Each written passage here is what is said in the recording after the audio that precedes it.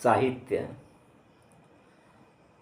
हम लोगों के मन में एक धारणा बन गई है कि पढ़े लिखे जीवियों के द्वारा लिखी गई रचनाएं ही साहित्य है।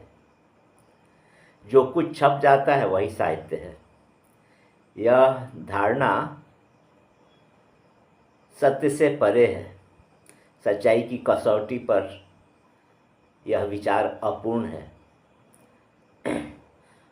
अनेक अनपढ़ लोग जिस साहित्य को श्रवण कर आनंद की प्राप्ति करते हैं, क्या वह साहित्य नहीं है? भिखारी ठाकुर के भोजपुरी गीत क्या साहित्य नहीं है? हमारी माँ बहनें जाते पर जो गीत गाती हैं, क्या वह साहित्य नहीं है? बहन या भाई के विवाह के शुभ अवसर पर हमारे घरों में जो गीत की धारा प्रवाहित होती है, वह साहित्य नहीं है? वर्षा ऋतु के आने पर किसान जो इंद्र के गीत गाते हैं, वह साहित्य नहीं है? धन कटाई के समय हंसुए की छप छप की ध्वनि के साथ जो श्रम गीत गाए जाते हैं, वे क्या साहित्य नहीं है? फागुन के रंगीन महीने में जो फाग गाए जाते हैं, वे क्या साहित्य नहीं है? नई उम्र के अनपढ़ तरुण अपनी मस्ती और फकड़ धुन से लिपटे हुए जो चैतावर गाते हैं, क्या वे साहित्य नहीं हैं? वास्तव में वास्तविकता यह है कि गांव के जीवन अर्थात ग्रामीण जीवन की आत्मा इसी साहित्य से टपकती है। गांव में जो आनंद का पारावार लहराता है, उसे यही साहित्य व्यक्त करता है। जनता के कंठ में बसे हुए ये गीत ही सच्चे साहित्य की संज्ञा पा सकते हैं। गांव के ये गीत रस से डब करते हुए ताड़ के कोए की तरह हैं, मधुमक्खी के छत्ते की तरह होते हैं, जिनमें शहद भी है और संगीत भी है। साहित्य के बारे में दूसरी धारणा बहुत दिनों से चली आ रही है, वह यह कि साहित्य जीवन का दर्पण है। साहित्य समाज का दर्पण है।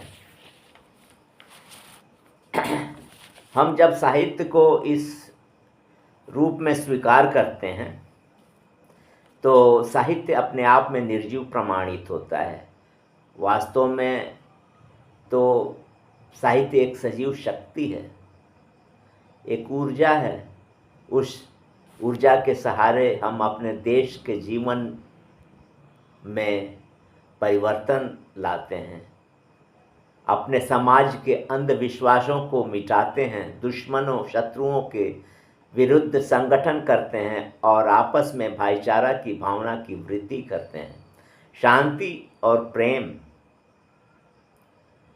से रहने की सीख लेते और देते हैं, नई सभ्यता की नींव डालते हैं, नए ढंग से सोचने समझने की दृष्टि उत्पन्न करते हैं। इसकी प्राप्ति होती है इस दृष्टि की। इस प्रकार साहित्य तो समाज को बदलने के लिए एक सक्रिय शक्ति के रूप में हमारे सम्मुख आता है। हम यह कह सकते हैं कि साहित्य समाज को परिवर्तित करने का एक बहुत ही अच्छा अस्त्र है। साहित्य के बारे में और भी धारणा है, वह यह है कि साहित्य केवल मनोरंजन के लिए है, यह हमें मनोरंजन देता है। क्या यह सच है? साहित्य मनोरंजन देने का साधन नहीं है। लोग आनंद और मनोरंजन दोनों को एक ही अर्थ में ग्रहण करते हैं। मनोरंजन तो निकम्मे लोग पाते हैं, अवकाश के क्षणों में हंसना गाना मनोरंजन है, पर आनंद तो हमारे हृदय का प्रसार करता है, हमारे व्यक्तित्व का प्रसार को बढ़ाता है।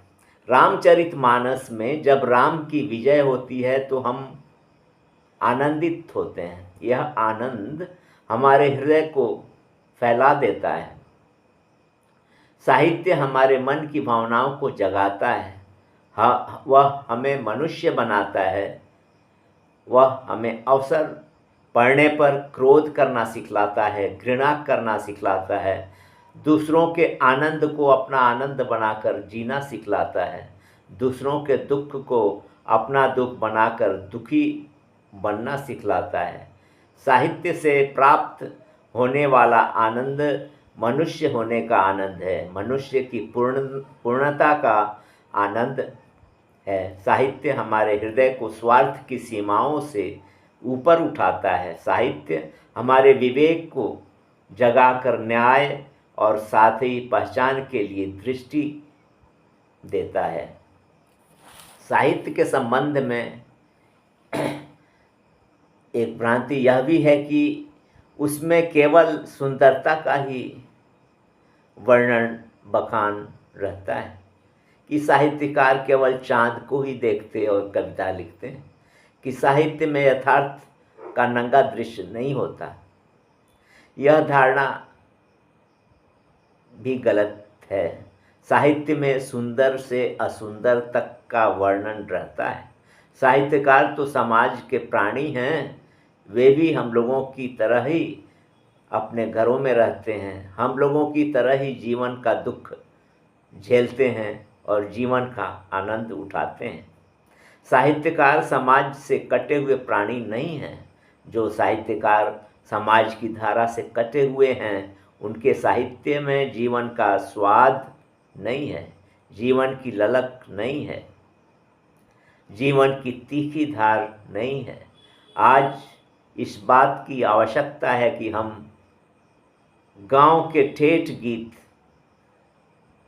को ठीक से सुने और ठेठ आबादी के गीतों में जो रस है उसे अमृत के समान पिएं,